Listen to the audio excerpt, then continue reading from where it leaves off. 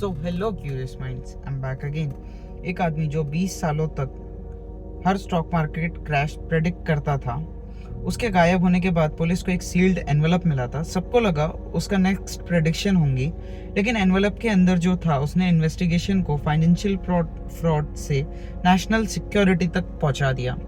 पिछले पार्ट में हमने देखा फाइनेंशियल एनालिस्ट एड्रियन कोल ने 2001, 2008 और 2020 जैसे मेजर स्टॉक मार्केट क्रैश से पहले ही क्लाइंट्स को वार्न कर गया था। 2026 उसने सिर्फ एक लाइन लिखी थी, the next crash won't begin in the stock market, और अगले ही दिन वो मिस्टीरियसली गायब हो गया। आज हम देखेंगे उसके ऑफिस से मिले हुए फाइल के इन्वेस्टिगेशन को किस डायरेक्शन में मोड़ दिया। लंदन पुलिस ने एड्रियन के ऑफिस से रिकवर हुआ एनवलप फाइनली ओपन किया। एड्रियन का हैंड रिटन नोट था और उसके साथ 50 फाइनेंशियल इंस्टीट्यूट्स की लिस्ट। हर नेम के सामने एक परसेंटेज लिखा हुआ था, 12%, 41%, 73%, 89%। इन्वेस्टिगेटर्स को समझ में नहीं आया ये परसेंटेज किस चीज के हैं। ऑफिसर उसकी लाइब्रेरी में जाता, उसकी लाइब्रेरी में उसको एक पुरानी लेदर की नोटबुक मिली। उसके फर्स्ट पेज पर एड्रियन ने लिखा था, मार्केट कभी अकेला क्रैश नहीं करता, उन्हें लोग क्रैश करते हैं। हर चैप्टर में टॉपिक एक ही रिपीट हो रहा था, डेप्थ। लेकिन सिर्फ कंपनी डेप्थ नहीं, government depth, corporate boring, commercial real estate, private credit. Adrian के नोट्स के मुताबिक दुनिया के फाइनेंशियल सिस्टम एक दूसरे से इतना कनेक्टेड हो चुके थे कि एक सेक्टर का कोलैप्स चेन रिएक्शन क्रिएट कर सकता था।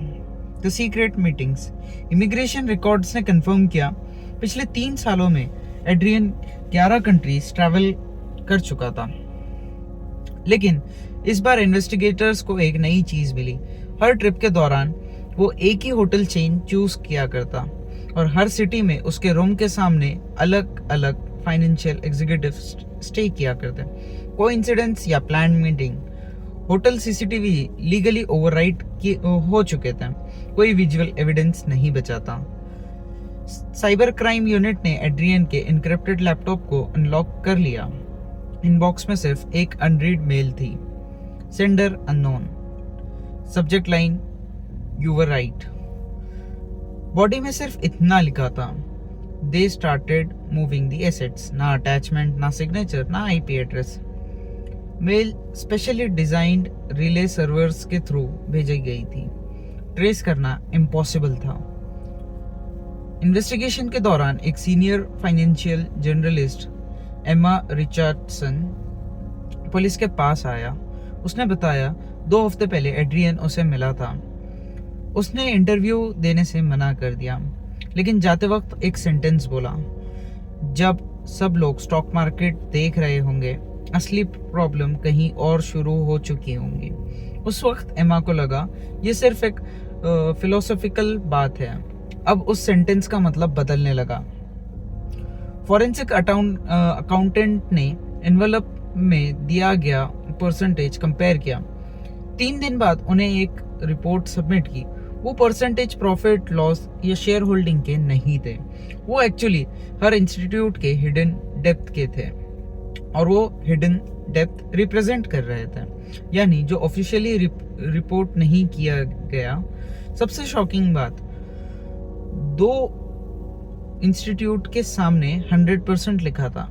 इसका मतलब अगर उनमें से कोई एक फेल हुआ तो उसके साथ connected dozens of institute collapse हो सकते हैं। पुलिस ने एड्रियन के ऑफिस के बेसमेंट में एक हिडन लॉकर डिस्कवर किया।